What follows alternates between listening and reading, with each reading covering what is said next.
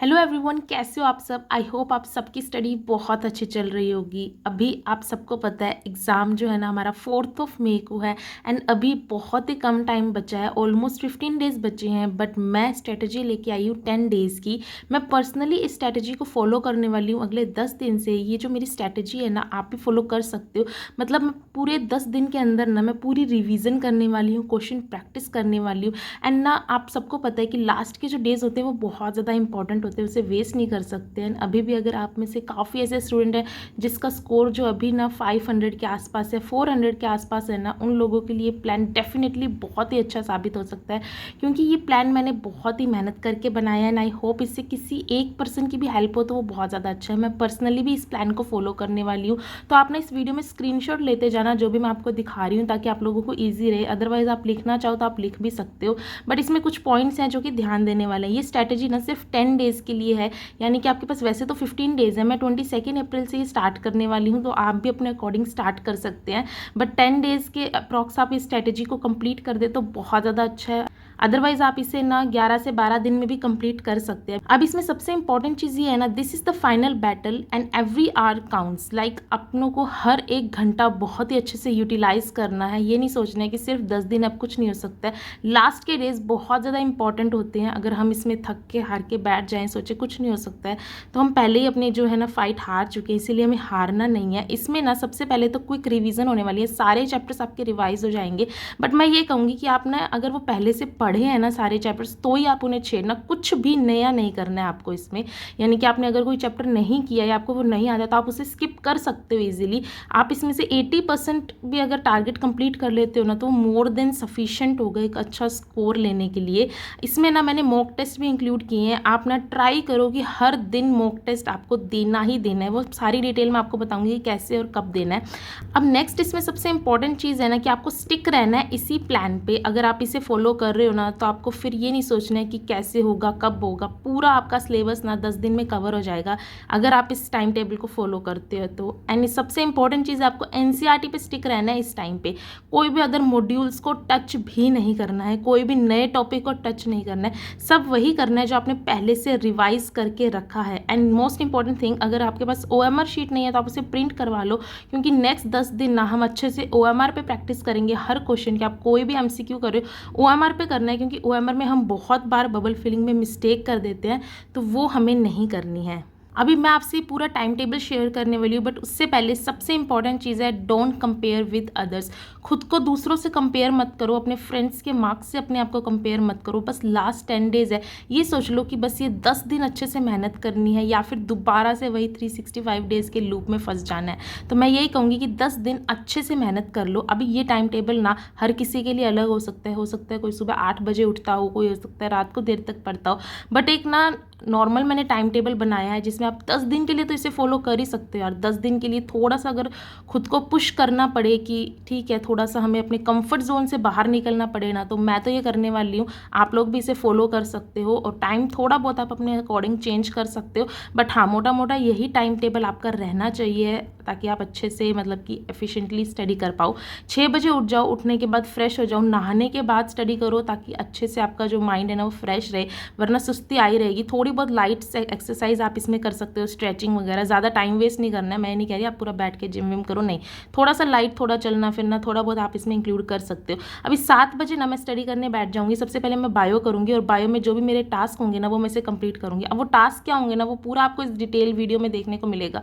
Screenshot लेते जाना time to time, और बस वो जो टास्क होंगे ना वो मैंने डेज़ के हिसाब से डिवाइड किया। लाइक फर्स्ट डे आपको कौन से चैप्टर्स करने हैं, क्या नहीं करना है और क्या करना है, वो सब इंक्लूड रहेगा। उसके बाद ना 10:30 से 1 बजे तक मैं फिजिक्स करूँगी और उसके फॉर्मूला रिवाइज करूँगी। फॉर्मूलाज हम सबको पता है बहुत ज़्यादा इंपॉर्टेंट है।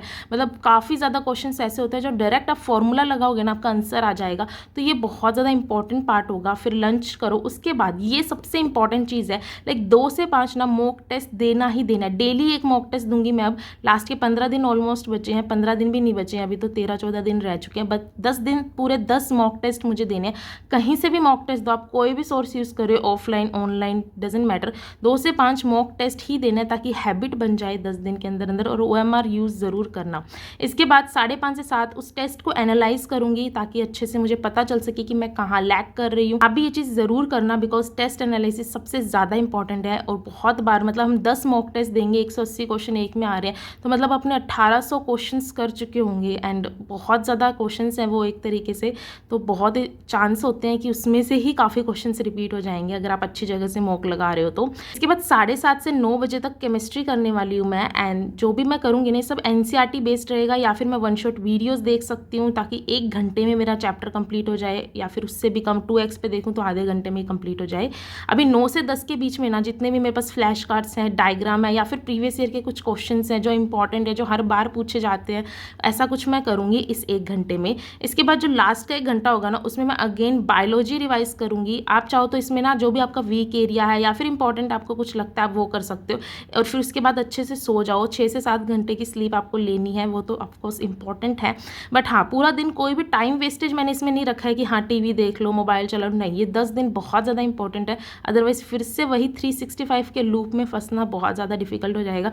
तो 10 दिन बस जी जान लगा दो यार, बाकी तो अभी ऊपर वाले के हाथ में ही होता है। तो अभी मैं आपको पूरा डेज वाइज टाइम टेबल बताती हूँ कि कौन से दिन क्या करना है। सो ये है डे 1 एंड डे 2। अभी आप इसमें देखोगे कि मैंने बायोलॉजी, फिजिक्स, केमिस्ट्री के काफ़ी सारे चैप्टर्स रखे हैं। आप बोलोगे कि इतने चैप्टर्स एक दिन में नहीं होते हैं, लेकिन करने पड़ेंगे।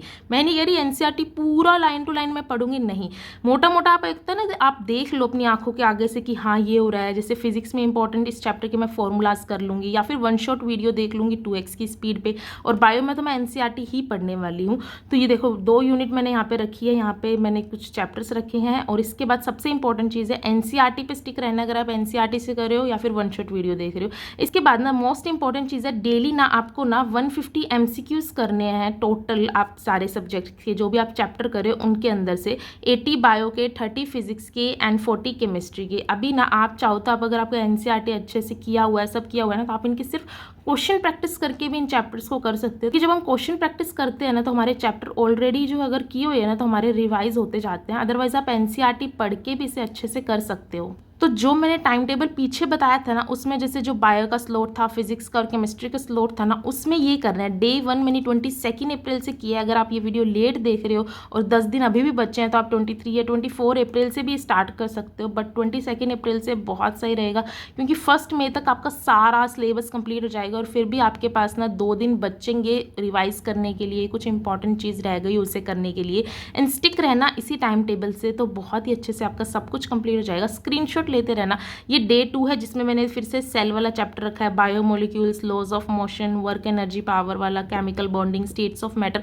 एंड इफ़ यू वांट ना कि आपको कुछ इंपॉर्टेंट चैप्टर्स हैं, या फिर आपको ऐसा लग रहा हो कि ये मुझे इजीली हो जाएगा, इसमें से ज़्यादा मार्क्स आते हैं, तो आप उसे भी रख सकते हो। जैसे आप कोई, जब मान लो स्ट्रक्चर ऑफ आइटम की जगह आप दूसरा कोई चैप्टर इसमें ऐड कर सकते हो। थोड़ा बहुत अपने अकॉर्डिंग ऐड कर लेना, लेकिन हाँ, मोटा मोटा आपको इतने चैप्टर्स पर डे करने ही पड़ेंगे, क्योंकि 10 दिन के अंदर सब कुछ रिवाइज करना पॉसिबल इसी तरीके से हो पाएगा। एंड प्लीज़ इसमें ना आप पूरा NCERT रीड नहीं करना है, बस NCERT के गो थ्रू करना है। लाइक 3 घंटे में ये पूरा आपको 2 यूनिट कंप्लीट करनी है, तो वो बहुत ही आपको स्पीड रखना पड़ेगा, टाइम वेस्टेज नहीं करना है, कोई फोन वोन सब एडिक्शन आपको अभी 10 दिन के लिए छोड़ना ही पड़ेगा। एंड इफ़ यू वांट कि मैं 1 से लेके 10 दिन डेली जो भी मैं स्टडी कर रही हूँ उसका व्लॉग करूँ, तो वो मैं कर सकती हूँ। रात को मुझे एडिट करके करना पड़ेगा, या फिर 10 दिन के लिए मुझे किसी और से वीडियो एडिट करवानी पड़ेगी, और वॉइस ओवर थोड़ा बहुत होगा, या फिर वीडियो में म्यूजिक में लगा सकती हूँ। आप बता देना मुझे कमेंट्स में, इफ़ यू वांट कि मैं आपके साथ ये सब कंप्लीट करूँ तो मैं वो भी कर सकती हूँ। तो जैसा भी आप बता देना। ये है फर्स्ट डे का, ये है सेकंड डे का। अभी मैं आपको नेक्स्ट डे का बताती हूँ। तो ये है थर्ड डे का, जिसमें मैंने प्लांट फिजियोलॉजी रखी है, ग्रेविटेशन वाला चैप्टर रखा है, thermal properties, thermodynamics and equilibrium, ये सारे मैंने यहाँ पे रखे हैं। डेली के जो मैंने 150 MCQ बोले हैं ना, वो हर डेज में इंक्लूड रहेंगे। वो फर्स्ट में मैंने लिखा था, अभी आपको हर डे वो इंक्लूड करने ही करने। आप सिर्फ क्वेश्चन प्रैक्टिस करते जाओ, उससे भी आप चैप्टर कंप्लीट कर सकते हो। बट मैं क्या करूँगी, जैसे प्लांट फिजियोलॉजी मैंने NCERT से करी, क्वेश्चन प्रैक्टिस कर ली, ग्रेविटेशन वन शॉट देखा, या मेरे जो शॉर्ट शॉर्ट नोट्स थे जो मैंने बोला था लास्ट मिनट रिवीजन में बहुत हेल्पफुल रहेंगे, उससे मैं कर लूँगी। And again one shot video या फिर जो मेरे नोट्स हैं उनके थ्रू गो थ्रू करके मैं ये चैप्टर कर लूँगी एंड देन क्वेश्चन प्रैक्टिस कर लूँगी।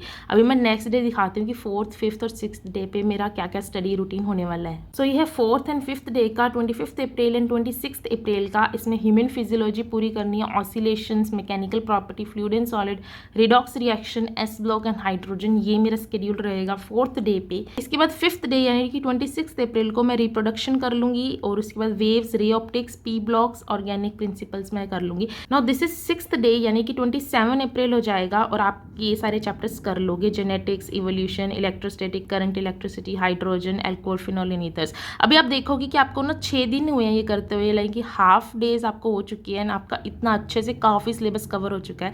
एंड अगर आप पूरा इसे फॉलो करते हो ना तो आपके बहुत ही अच्छे से आप स्कोर कर सकते हो। कुछ भी आपको ना नया नहीं करना है। सपोज आपने इवोल्यूशन किया नहीं है या फिर इलेक्ट्रोस्टैटिक्स आपने नहीं किया, स्किप दिस, बाकी सारे चैप्टर्स करो। नया कुछ भी आपको नहीं टॉपिक उठाना है प्लीज़, क्योंकि आप बहुत कंफ्यूज हो जाओगे कुछ समझ नहीं आया तो।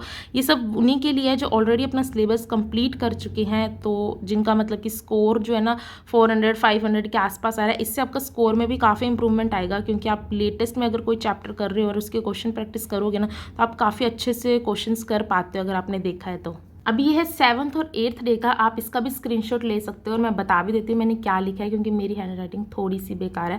बायोलॉजी में human health and disease, microbes वाला chapter, magnetic effect of current, EMI, aldehyde, ketone and acids वाला चैप्टर, एंड अमाइंस, ये सारे चैप्टर्स आपको 7th डे पे करने हैं। 8th डे की मैं बात करूँ तो आपको जो है ना फूड एनहेंसमेंट वाला चैप्टर एंड बायोटेक करना है। इसके बाद फिजिक्स में AC, ड्यूअल नेचर करना है, एटम्स एंड न्यूक्लियर, ये पूरी जो यूनिट आती है ना ये आपको कर लेनी है।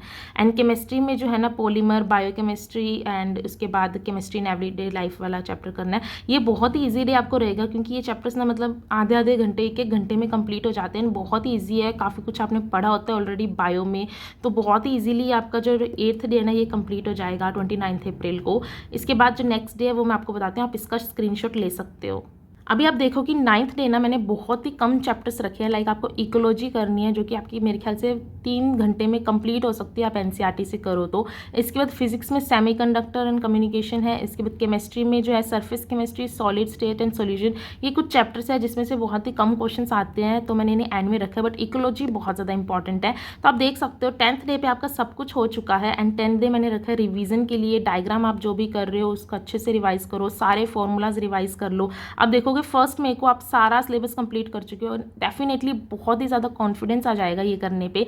मैं जो है ना यही करने वाली हूँ, टाइम टेबल फॉलो, एंड मैं तो यही कहूँगी कि आप भी मेरे साथ इस टाइम टेबल को फॉलो करना चाहो तो कर सकते हो। अदरवाइज आपको जिस तरीके से लगता है आप अपनी प्रिपरेशन करना चाहते हो आप कर सकते हो, बट हाँ डेली टेस्ट इंपॉर्टेंट है। मैं ये कहना भूल गई थी शायद कि जैसे 8th डे है, 9th डे है ना, ये चैप्टर्स तो करने ही है, लेकिन 2 से 5 का जो टाइम है ना वो टेस्ट के लिए फिक्स है। फुल सिलेबस मॉक टेस्ट देना ही देना है। उसके अलावा ये चैप्टर्स आपको करने हैं। थोड़ा सा आई नो डिफिकल्ट रहेगा, बट 10 दिन इतना तो मेहनत हम कर ही सकते हैं अपने फ्यूचर के लिए। एंड लास्ट में ना मैं यही कहूँगी कि रुकना नहीं है, थमना नहीं है। अब जीत सिर्फ एक कदम दूर है, बस थोड़ी सी मेहनत कर लो यार, उसके बाद तो मतलब सब ईजी हो जाएगा। एंड 1 मई के बाद जो है ना आपका सारा सिलेबस कंप्लीट हो जाएगा। बहुत ही अच्छा आपको एक मोरल बूस्ट हो जाएगा एंड आपको खुद को फील होगा कि यार मैंने सब कुछ किया हुआ है। जब आप एग्जाम में बैठोगे ना तो आपको लगेगा यार ये तो मैंने किया हुआ है। एंड ट्रस्ट मी, ये स्ट्रैटेजी ना बहुत ही अच्छे से मुझे लगता है कि हो सकती है। बाकी ये मेरा पर्सनल ओपिनियन है, अगर इसमें मैंने कुछ स्पेलिंग मिस्टेक कहीं पे हुई हो तो please I am really sorry. मैंने बहुत जल्दी में सब कुछ लिख के आप लोगों से शेयर किया है एंड मैं तो ये मेरे दीवार के सामने लगा देने वाली हूँ जो भी दिन जब आएगा, ताकि मैं अच्छे से उसे फॉलो कर पाऊँ। एंड आप भी स्क्रीनशॉट ले सकते हो एंड प्लीज़ कमेंट्स में बताना कि अभी आप मॉक में क्या स्कोर कर रहे हो। मेरे अपकमिंग जो भी मॉक टेस्ट हुए हैं मेरा 610 620 के आसपास स्कोर रहा है। एंड इफ़ यू वांट कि मैं Day 1 से लेके Day 10 तक का स्टडी व्लॉग बताऊं, so do let me know in the comment section. थोड़ा सा मुझे डिफिकल्ट रहेगा, मैं वॉइस ओवर या तो किसी और से करवाऊंगी या म्यूज़िक लगा दूंगी, तो आप मुझे बता देना। बाकी all the very best, please बिल्कुल मत डरना। एंड एग्ज़ाम डे पे क्या स्ट्रैटेजी है, क्या लेके जाना है, क्या पहन के जाना है, उसका मैं अलग से वीडियो आपको बना दूंगी। मैं क्या क्या पहनने वाली हूँ वो भी मैं आपको बता दूंगी।